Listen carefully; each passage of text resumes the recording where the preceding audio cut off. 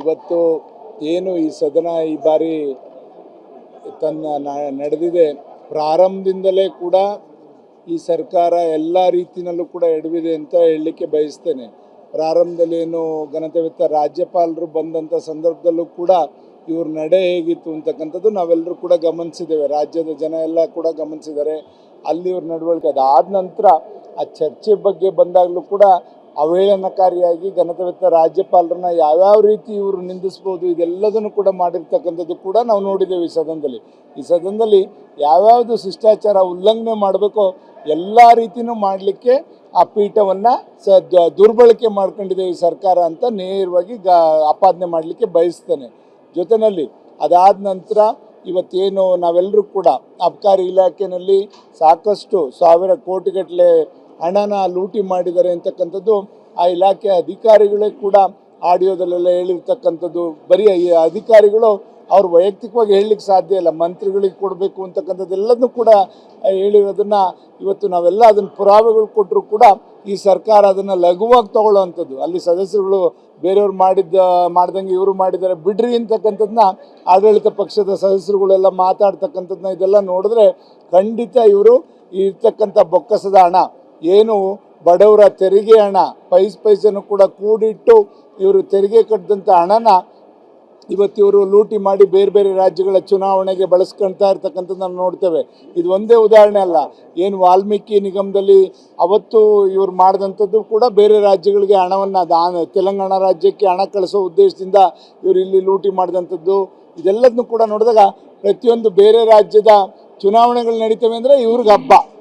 ಯಾರಿಗೆ ಆಡಳಿತ ಪಕ್ಷದವ್ರಿಗೆ ಹಬ್ಬ ಅನಿಸುತ್ತೆ. ಇವ್ರಿಗೆ ಎಲ್ಲರ ಹತ್ರನೂ ಕೂಡ ಕಲೆಕ್ಟ್ ಮಾಡೋದು, ಇಲಾಖೆವಾರು ಹಣಗಳನ್ನ ಸಂಗ್ರಹಿಸಿ ಬೇರೆ ರಾಜ್ಯಗಳಿಗೆ ಕಪ್ಪ ಕಾಣಿಕೆ ಏನು ಮಹಾರಾಜರ ಕಾಲದಲ್ಲಿ ಇತ್ತಲ್ಲ ಆ ರೀತಿ ಇವ್ರದೇ ಒಂದು ದರ್ಬಾರ್ ರೀತಿಯಲ್ಲಿ ಮಾಡ್ಲಿಕ್ಕೆ ಕೊಟ್ಟಿರ್ತಕ್ಕಂಥದ್ದು ನೋಡಿದ್ರೆ ಖಂಡಿತ ಇವತ್ತು ಇವ್ರಿಗೆ ಏನು ಇವತ್ತು ಮ್ಯಾಂಡೇಟ್ರಿ ಜನ ಕೊಟ್ಟಿದ್ದಾರೆ, ಅವ್ರು ಇವಾಗ ಏನರಲ್ಲಿ ನಾವು ಇವ್ರಿಗೆ ಇದು ಮಾಡಬೇಕು ಅನ್ನೋದನ್ನ ಕಾಯ್ತಾ ಇದ್ದಾರೆ ಅಂತಕ್ಕಂಥದ್ದು ನಾನು ಹೇಳಲಿಕ್ಕೆ ಬಯಸ್ತೇನೆ. ಅದ್ರ ಜೊತೆಯಲ್ಲಿ ಇವತ್ತು ಜಿ ಬಿಲ್ಲು ಇದರಲ್ಲಿ ಸಾಕಷ್ಟು ಬದಲಾವಣೆಗಳನ್ನ ಇವಾಗ ನಾವೆಲ್ಲರೂ ಕೂಡ ತಂತ್ರಜ್ಞಾನವಾಗಿ ಮುಂದೆ ಹೊರಿತಾ ಹೋಗ್ತಾ ಇದ್ವಿ. ಇನ್ನೂ ಹಳೆ ಕಾಲದ ಪದ್ಧತಿ ಇಟ್ಕೊಂಡು ಅಲ್ಲಿ ಏನೇನೋ ಅವ್ಯವಹಾರಗಳು ಮಾಡ್ಬೋದು ಅದ್ರ ಲೆಕ್ಕಾಚಾರ ಹಾಕೋದು ಬಿಟ್ಟು ಈ ಸರ್ಕಾರ ಇವತ್ತು ವೈಜ್ಞಾನಿಕವಾಗಿ ನಾವು ಆಲೋಚನೆ ಮಾಡಿ ಒಂದು ಒಳ್ಳೆ ರೀತಿಯಲ್ಲಿ ಈ ಒಂದು ಜಿ ಬಿಲ್ನ ಕೇಂದ್ರ ಸರ್ಕಾರ ತಂದಿರ್ತಕ್ಕಂಥದ್ದು ನಾವು ನೋಡ್ತೇವೆ. ಈ ಕಾಂಗ್ರೆಸ್ನವ್ರಿಗೆ ಅದ್ರ ಹೆಸರುದಲ್ಲ ಅವರಿಗೆ ಬಂದಿರತಕ್ಕಂಥ ಹೊಟ್ಟೆ ಉರಿ, ಅವ್ರಿಗೆ ಬಂದಿರತಕ್ಕಂಥದ್ದು 40% ಹಣವನ್ನು ನಾವು ಮೊದಲು ಕಟ್ಟಬೇಕಲ್ಲ ಅನ್ನೋದು ಇವ್ರಿಗೆ ಬಂದಿರತಕ್ಕಂಥ ಬೇಗುದಿ. ಇದನ್ನು ಅವರು ತಾಳಲಾರದೆ ಸುಮ್ಮನೆ ಹೆಸರು ಮೇಲೆ ಇವರು ಅದನ್ನು ಬಿಂಬಿಸ್ಲಿಕ್ಕೆ ಹೊರಟಿದ್ದಾರೆ. ಖಂಡಿತ ಇವರೆಲ್ಲ ನಮ್ಮ ಇಂಟರ್ನ್ಯಾಷನಲ್ ಏರ್ಪೋರ್ಟ್ಸ್ ಇರ್ಬೋದು ಇವಕ್ಕೆಲ್ಲ ಯಾಕೆ ಮಹಾತ್ಮ ಗಾಂಧಿ ಹೆಸರು ಇಡಲಿಲ್ಲ? ಇವರೆಲ್ಲರೂ ಇಂದಿರಾ ಗಾಂಧಿ ಏರ್ಪೋರ್ಟು, ರಾಜೀವ್ ಗಾಂಧಿ ಸ್ಟೇಡಿಯಮ್ಮು ಈ ಥರ ಯಾಕೆ ಇಟ್ಟಕ್ಕೋದ್ರು? ಮಹಾತ್ಮ ಗಾಂಧಿ ಬಗ್ಗೆ ಯಾಕೆ ಇವ್ರಿಗೆ ಕಾಳಜಿ ಇಲ್ಲ? ಅವರ ಸಿದ್ಧಾಂತಗಳೇನಿತ್ತು?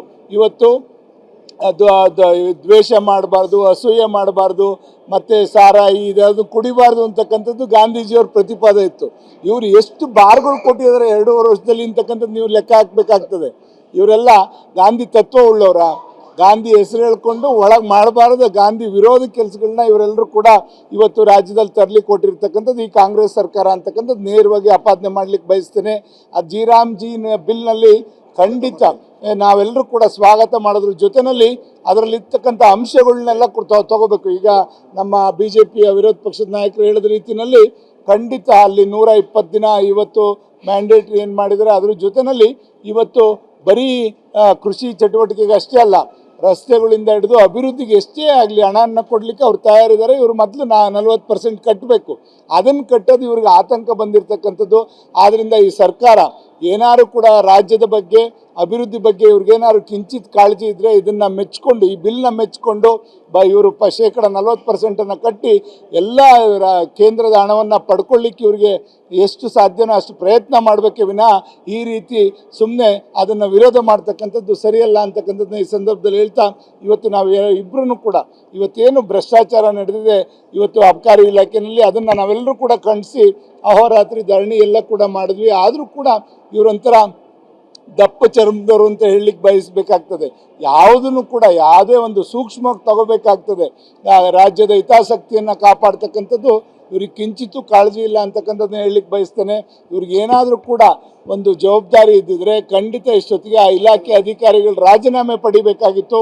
ಇದನ್ನು ಖಂಡಿತ ಇನ್ನೂ ಕೂಡ ಇವತ್ತು ಸದನದ ಒಳಗಡೆ ಆಗಿದೆ, ಹೊರಗಡೆನೂ ಕೂಡ ಎರಡೂ ಪಕ್ಷದ ವರಿಷ್ಠರ ಜೊತೆ ಚರ್ಚೆ ಮಾಡಿ ನಾವೆಲ್ಲರೂ ಕೂಡ ಜನಪ್ರತಿನಿಧಿಗಳು ಇದನ್ನು ಉಗ್ರವಾಗಿ ಹೋರಾಟ ಮಾಡಿ ಈ ರೀತಿ ಏನು ರಾಜ್ಯದ ಬೊಕ್ಕಸನ ಖಾಲಿ ಮಾಡ್ತಾ ಇರ್ತಕ್ಕಂಥದ್ದು ಬೇರೆ ಬೇರೆ ರಾಜ್ಯದ ಚುನಾವಣೆಗಳಿಗೆ ಇವರ ಸ್ವಂತಕ್ಕೆ ಉಪಯೋಗಿಸ್ಕೊತಾ ಇದ್ದಾರೆ.